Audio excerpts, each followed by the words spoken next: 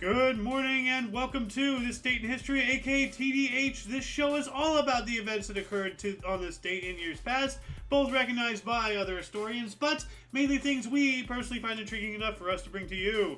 The sources of this information come from the smart device application, Today in History, What Happened Today in History, historical calendar, and the website onthisday.com. For links to those sources, the music, and anything else potentially interesting, check the underbar of the description below. Anyway, I am Xander, and you are you. Today is Saturday, aka Saturday, June 10th, 2023. So let's jump into the history today, shall we? Starting off in 1190, we have the Third Crusade. Holy Roman Emperor Frederick I of Barbarossa drowned while crossing the Salem River in modern Turkey, leading an army to Jerusalem. Alright. Yeah, I remember hearing about that. I think there are multiple accounts, actually. I think, I'm not sure if this is the same one, but I remember there was, one king or something. He was clad fully in armor, and he tried to cross the river, and he drowned. But, yeah, this sounds like, the same one. Yeah, well, maybe it is. The Holy Roman Emperor, Frederick I, Barbarossa. So, maybe it's the same one. I don't know. Anyway, moving on up to 1194. Major fire at Chartres Cathedral in France led to it rebuilt as the high point of French Gothic style. Alright. Let's take a look at that here, actually. Chartres Cathedral. So, let's see here. And let's get an image up here. Okay, yeah. Yeah, the high Gothic style. Really, really cool. It is a cathedral with cathedral-like properties. That's cool. Looks like a stained glass. Anyway, moving on up to 1358, French Jacquerie peasant led Gillian Cale captured at the Battle of Mello. It sounds like a peasant rebellion. They captured their leader. 1502, Crimean Khan defeated the Great Horde in battle near Warskala, which led to the disintegration of the Great Horde. Ah. Well, goodbye, Horde. Moving on up to 1538, Catholic German monarchy signed League of Nuremberg in response to the formation of the Protestant Schmaladic League. Alright. So sounds like some guild wars going on right there. 1 year later, 1539, we had the Council of Trent. Paul III sent out letters to his bishops, delaying the council due to war and the difficulty the bishops had traveling to Venice. Alright, well, that makes sense. 1540, Thomas Cromwell was arrested in Westminster. Yep, good old Thomas Cromwell. That name is in my brain for some reason. He served as chief minister to King Henry VIII of England from 1532 through 1540, so 8 years. And this is, I guess is the end right here. He got arrested. Moving on up to 1605, we have false Dmitry I, an impostor, was crowned Russian Tsar. He ruled from this point until 1606. So, I wonder if, they actually resolved it, or what? Because, he could have, died from natural causes or in battle or something. He could have actually been acting like a good ruler. I don't know. But if anybody wants to, go down the rabbit hole of information about this event, please let us know what your findings are in the comment section below. 5 years later, 1610, we got the first Dutch settlers arrived from New Jersey to colonize Manhattan Island. Yep.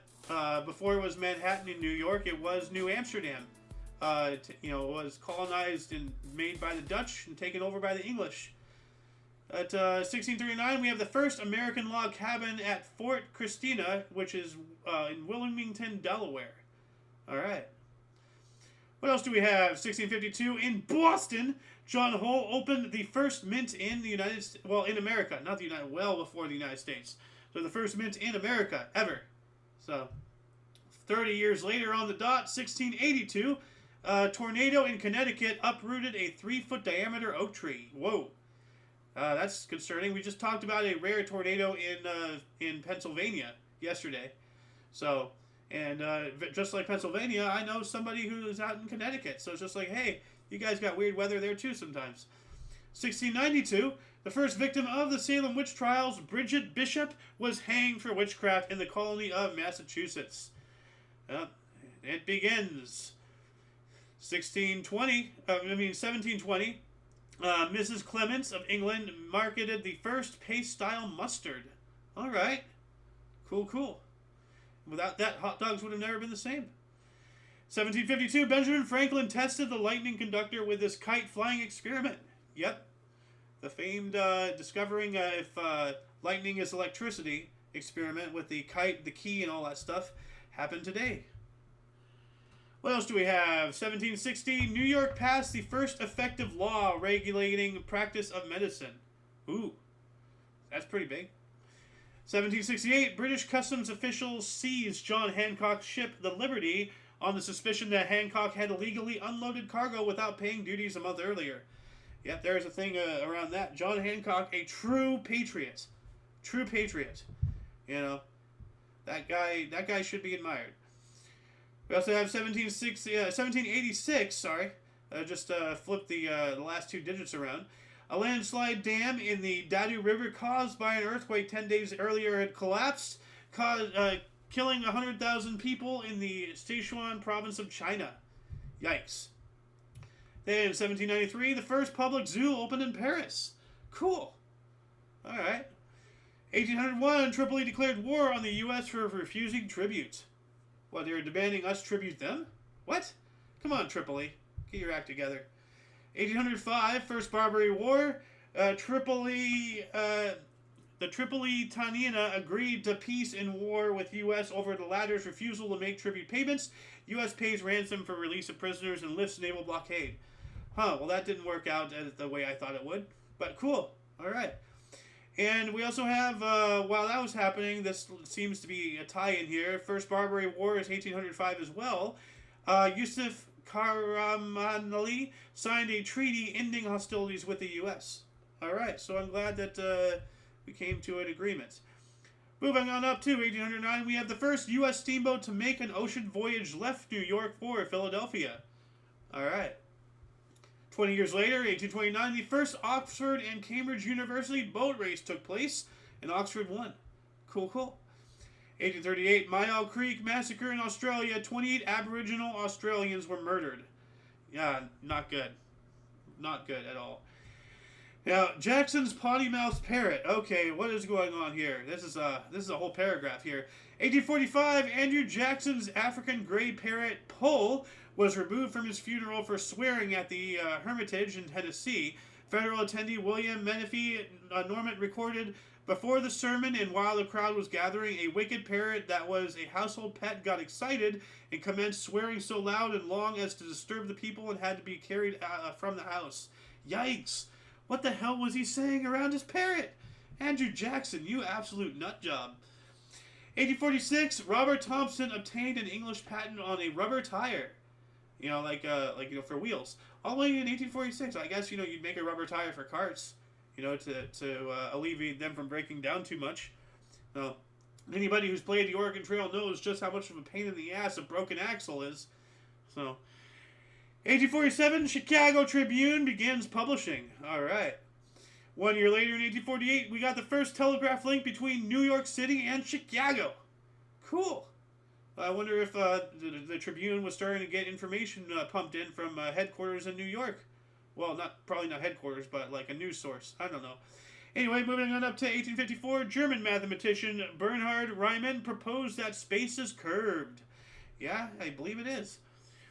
1854 as well, the first class of the United States Naval Academy students graduate. All right. 3 years later, 1857, Britain passed an act putting Canada on the decimal currency system. Interesting. 1863, Battle of Breeze's Crossroads, Mississippi. 3,500 troops, led by Confederate Nathan Bedford Forrest, defeated a federal force of 8,000. Wow. So, the feds outnumbered them and still lost. Yikes. Let's see here. 6 more years later, in 1869, Agnes arrived in New Orleans with first ever shipment of frozen beef. Cool. I guess the Agnes was a ship. So, what was the Agnes actually? Let's look this up here, because it could have been like a train in 1869. Yeah, they had trains. So, let's just go to images here. Yeah, it looks like it was a ship. So we have a train here. but I believe it's a ship. Anyway, let's move on up here. We have 1882. Anti-colonization mass society of Alexandria, Egypt, killed 50 Europeans. That's not nice. I mean, Europeans really should get out of there and not colonize them. So, we have just been joined by... Hey, Golden Loon. Welcome to the show. How you doing? Doing all right. It was rather lonely until you got up here. Oh, really? Yeah.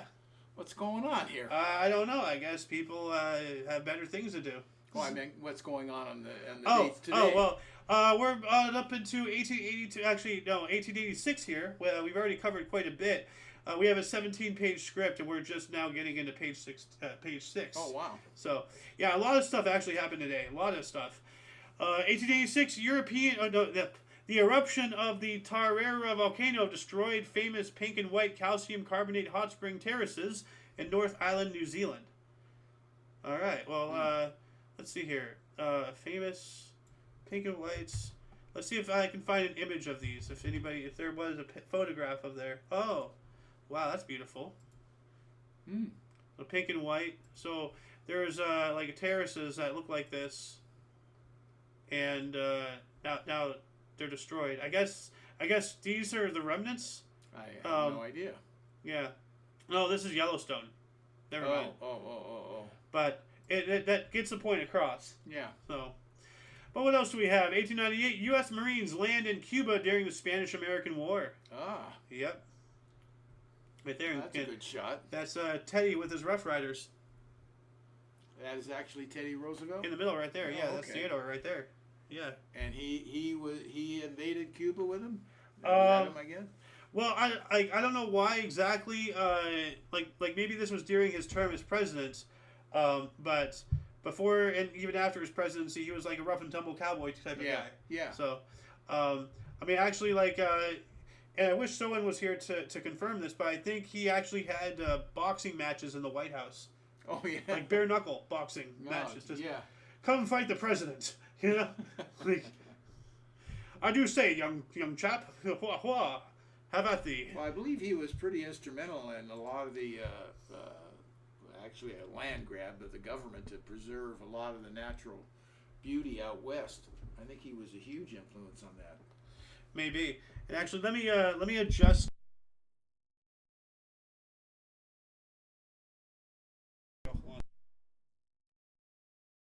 Now it should be able to pick us up because there's like anodes or something in here. Like Carrera was talking to me about this, helping me with my new mic. Which, by the way, got a new mic, guys.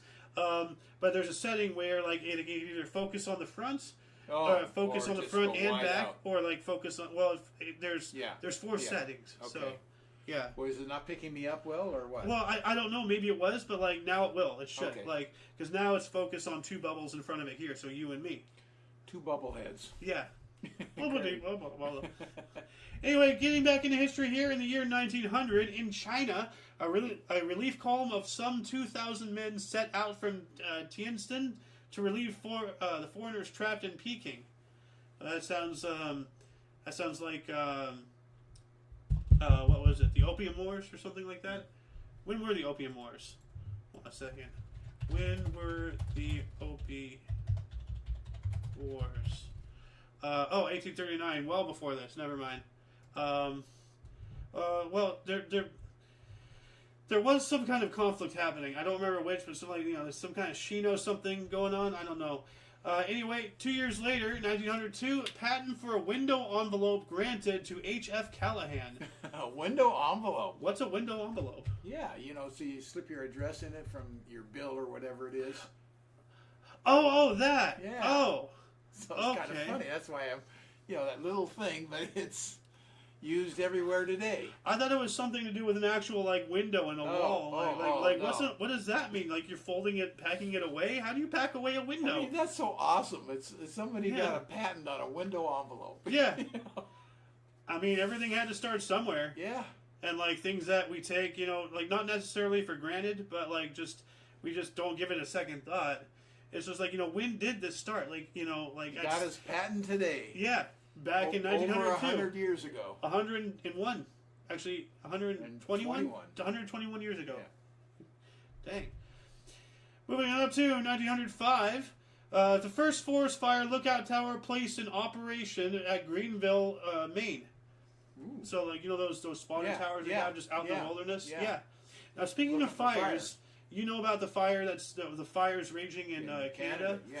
I've seen a video from Benny Johnson, and I'm not sure if you know who that is, but No. I've been recently educated onto him like a couple weeks back. But satellite images, all the fires start at the same time. Something's weird. This seems like you know, they're probably going to use this as a tool to push more of this climate change agenda, like, and they very much like with all the other topics that these politics that they have. There's the supply does not meet the demand, so they have to make the situation in order to cause it to validate themselves. What you're saying, and I'm only taking it as what you're saying. I don't really know a lot about the starts of the fire and everything. Yeah. But if they started all at once, that takes a massive amount of people. If they start boom, bada boom, bada boom, during the days or days to come, then it can be one firebug out there going around starting. No, it's a satellite image, and you see like all the plumes when they're just starting. All the plumes, they're all equal in length, and they're all like all at once. Boom, like within an hour. Boom, like something was coordinated. Like so, but That would anyway. have to be. Yeah, well, I want to show you that video actually after this show here, if you don't mind. Well, let's get back into the history here. Moving on up to 1907, France and Japan signed an agreement to maintain the independence and integrity of China, equality for all nations in trading with China, and the status quo of the Far East, or in the Far East. Wait a second. France and Japan Yeah. sign a treaty. Yeah. Well, France was heavily prevalent in Southeast Asia. Okay, but why are France and Japan signing something about China? Because Japan wants China. And France is coming in, and France is taking over because they probably by now have are starting to take over Vietnam. And those because Vietnam. Okay, yeah, true. But Japan, it's like licking its chops, and expanding. Well, not at this current point in time. They actually just not too long ago, in 1907. Not too long prior to that, they finally modernized and opened themselves to the world. They were isolationists, but they realized that the rest of the world around them was advancing, trading, sharing ideas, and getting higher China level. was very closed. Yeah, well, Japan was extremely closed. Yeah. And it actually took an entire, the whole nation had to have, a whole uprising and all that stuff in order to make them not so isolationist. Otherwise, eventually, somebody would come and take them over. And, you have a whole bunch of samurai versus a bunch of people with machine guns. Who's going to win? You got to up your game if you're going to, stay, relevant on the world stage. So, which they did. And they did remarkably because then by the 20s they're already invading China. Yeah. So Then 1908, the first flying club, Aeronautical Society of New York, opens. But now that I think about it, going back to this thing with France and Japan, France is already laying claims to things in Southeast Asia. Okay. Japan, might be looking to expand or something. So maybe Japan, I don't know the exact history. So I'm probably most likely talking out of my rear end right now, but to me it seems that that France is talking with Japan because they just recently opened themselves up to the world, and they're like, hey, if you're going to expand, let's work together so we don't expand into each other's future territories or whatever. Politics. I don't know. It's hard to determine what that's all about. Yeah. Well, if anybody would like to go down that rabbit hole, viewers, please let us know anything of your findings in the comment section. So there we go. Yeah. Yeah. Because I would like to know as well, but we have a show to do. We can't, just... You're right. Yeah. Anyway, 1908 as well, the Australian Parliament passed the Invalid and Old Age Pensions Act, providing for pensions for British subjects, excluding Aborigines at age 65. Invalid, not valid. Invalid. The invalid, yeah. That's the opposite of valid. Well, yes. You are correct. I didn't say invalid? You said valid. Oh. Okay. Anyways, go ahead. Anyway, 1911, Queen Wilhelmina opened Rembrandt House in Amsterdam. Oh. Yeah, well, Hildy, get the broom? Get the broom, Hildy. Yeah. It's a sweep. Yep. 1916, Great Arab Revolt began against ruling Ottoman Turks. Yeah. 365 days later, 1917, 60,000 people at Petrograd in Russia welcomed Prince Kropotkin, who was banned for 41 years, returning after the February Russian Revolution. All right. So he was banned for 41 years, or was later banned for 41 years. I don't know. That's confusing. Well, because like this I is, would take any return, but you know.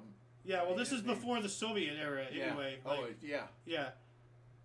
So, I guess he was banned by the Tsar. When did the Bolsheviks come in?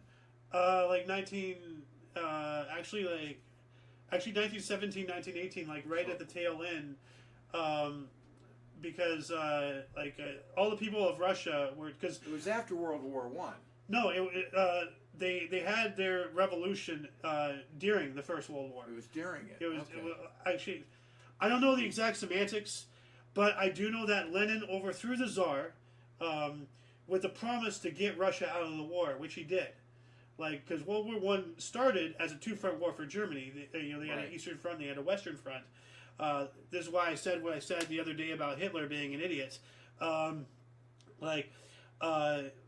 But as I said, the Russian people were tired of the war and everything, so they overthrew the Tsar.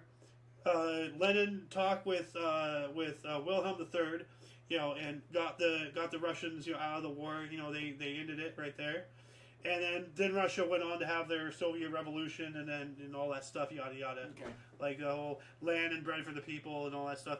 Actually, I refer to this a lot. History bombs. World War One. I want to show this video to you after the show, if that's all right. I know there's another video I wanted to see. Oh yeah, Benny Johnson fires. I'll find it. Anyway, let's get back into the show. 1924, we got the first political convention broadcast on radio. Republicans at Cleveland. Oh, yeah. On radio. Yep. 1925, the inaugural service for the United Church of Canada, a union of Presbyterian, Methodist, and Congregationalist churches held in Toronto Arena. All right. In the arena, my. Yeah. 1931, Norway occupied East Greenland. Okay. that was weird. What was going on there? Yeah. Oh. And then, welcome to the show, Ramba, sir. I assume you're either... Oh, you can talk. How you doing? What's up, buddy?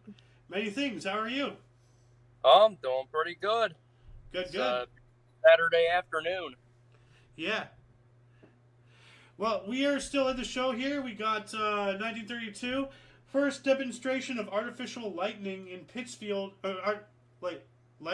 lightning. Yeah, lightning. In Pittsfield, Massachusetts. Artificial. Yeah. I thought it meant lighting, but artificial lighting came not too long before that.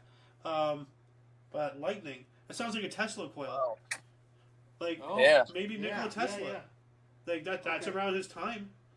So maybe this was Tesla. Oh. Yes, it could very well be. Yeah. Would you like to take a few? Yeah, sure. All right.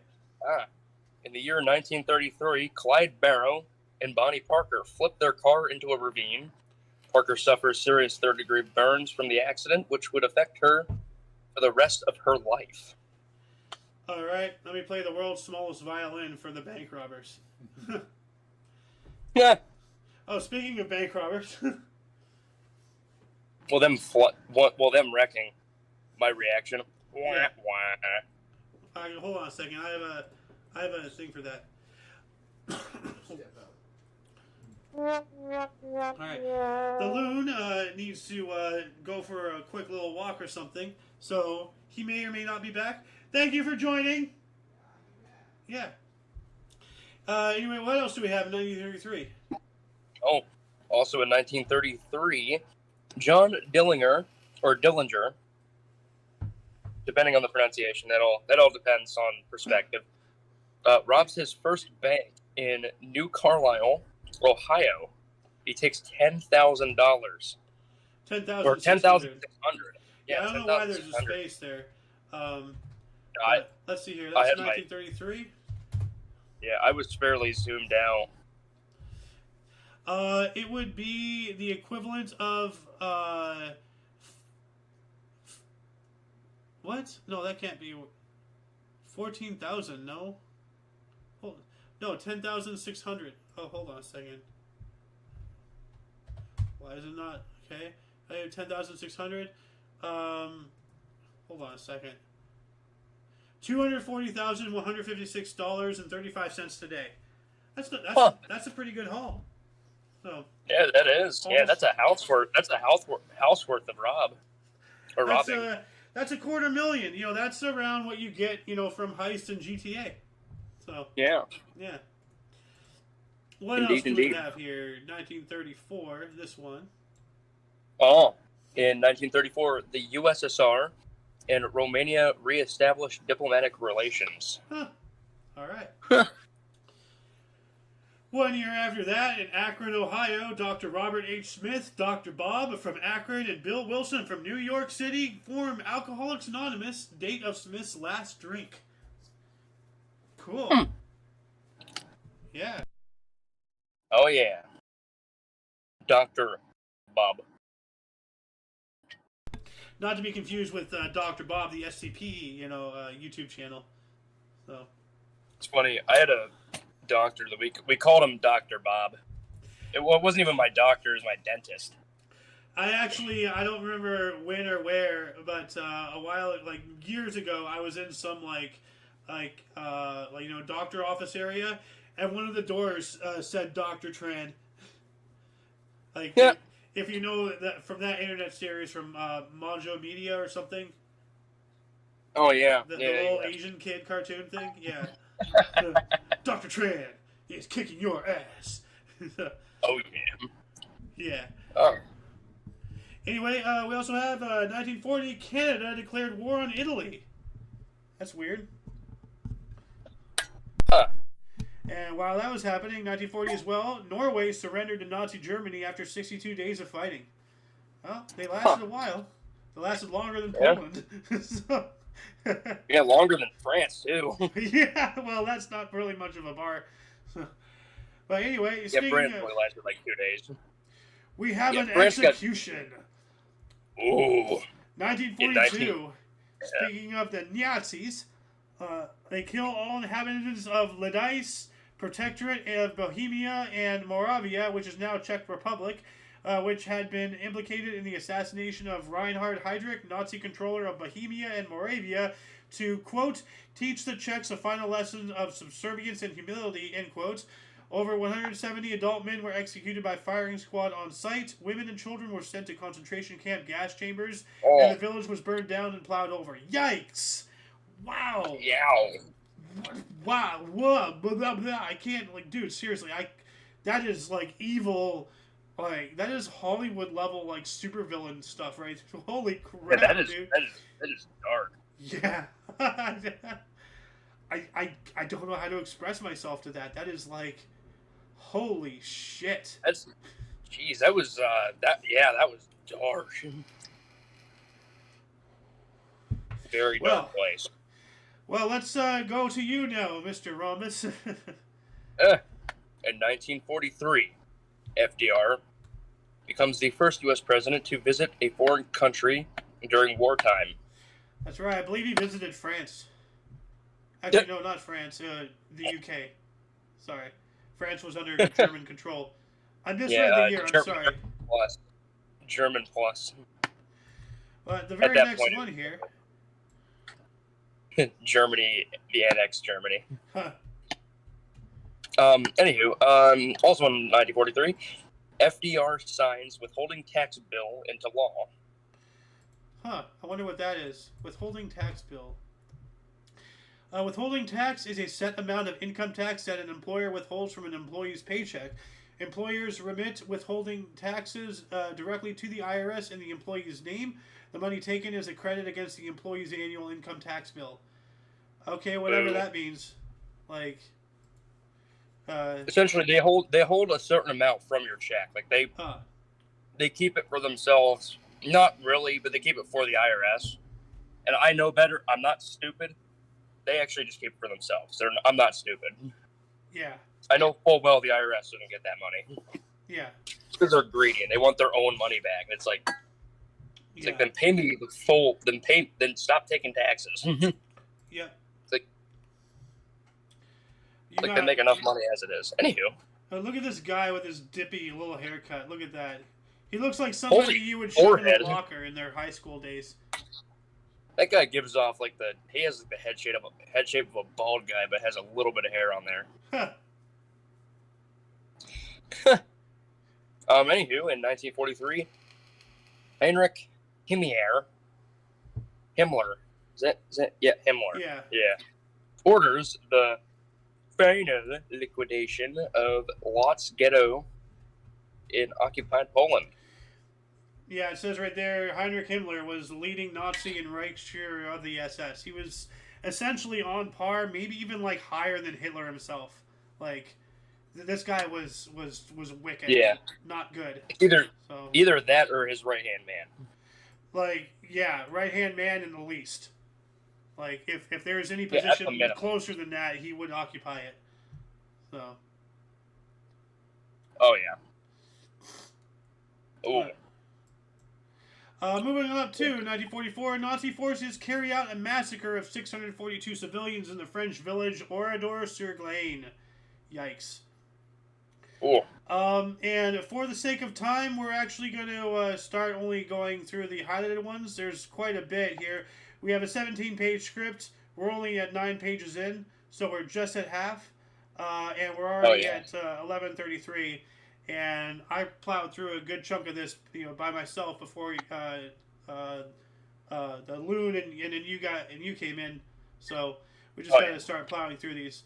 Moving on up, 1957, John Diefenbacher, I guess a centrist or something, elected Prime Minister of Canada.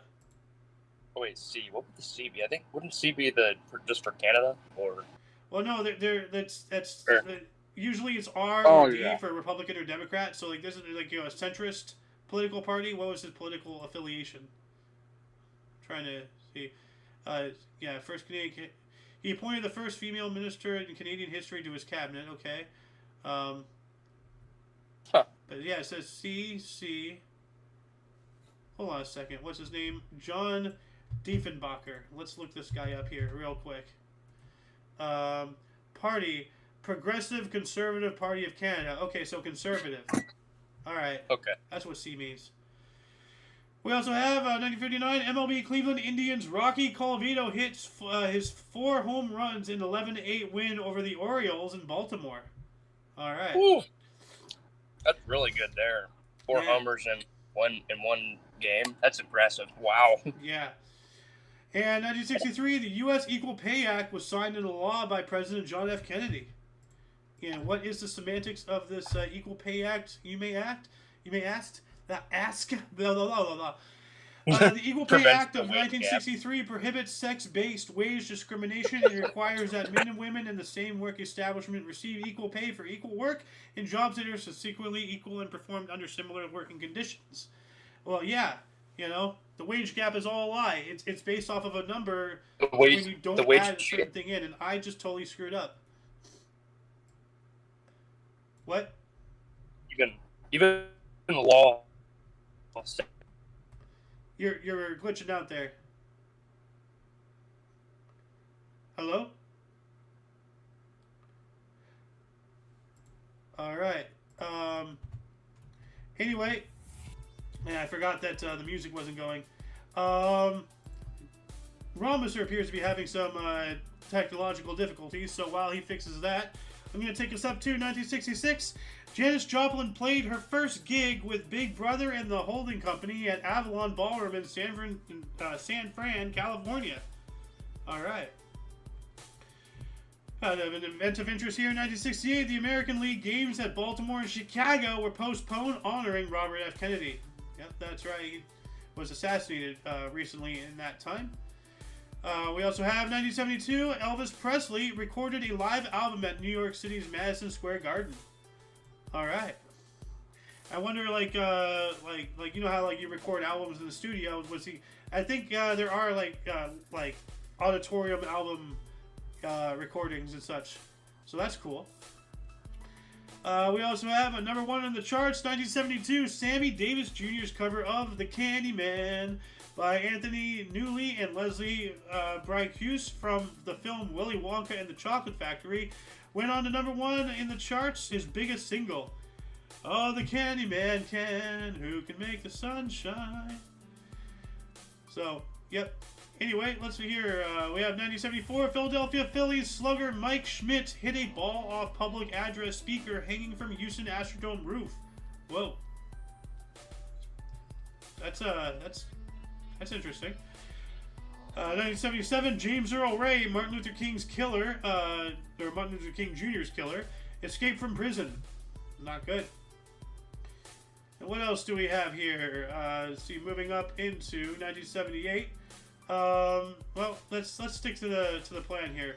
1981, Pete Rose tied Stan Musial's National League record of 3,630 hits. All right. Yada yada yada. Belmont State, tennis. Who cares about tennis? 1990, Peruvian general elections novelist Mario Vargas Llosa, head of the Democratic Front, lost to Alberto Fujimori, heading Cambio 90 in the second round. All right, and let's move on back into our my secondary script here. Let's see. Yep, 1990. Burger King began using Newman's own salad dressing. Okay. 1990 as well. Detroit Pistons defeated Trailblazers for the first time since 1974 in Portland. Actually, I don't know what I need.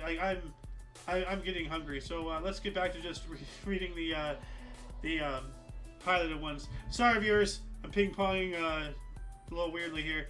I haven't eaten today. My head's just kind of woo.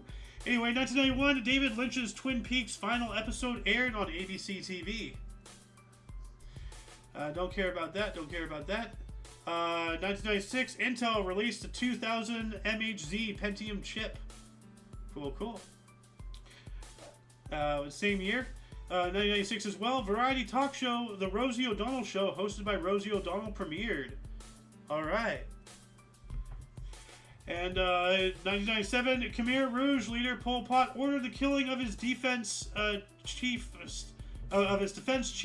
Son Sen, and 11 of Sen's family members before Pol Pot fled his northern stronghold.